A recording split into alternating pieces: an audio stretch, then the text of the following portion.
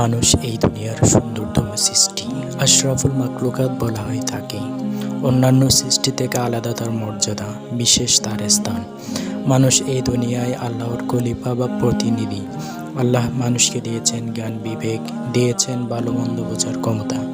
সে যেমন এই জ্ঞানের আলোকে ভালো কাজ করতে পারে, তেমনি খারাপ কাজ করার রয়েছে তার ক্ষমতা ও স্বাধীনতা।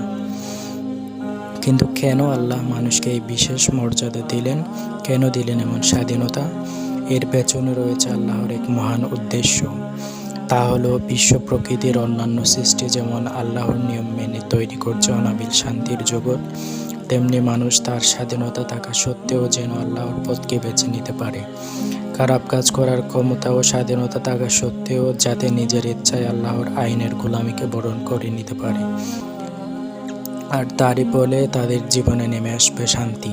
পৃথিবীতে গড়ে উঠবে এক সুন্দর শান্তিপূর্ণ সমাজ।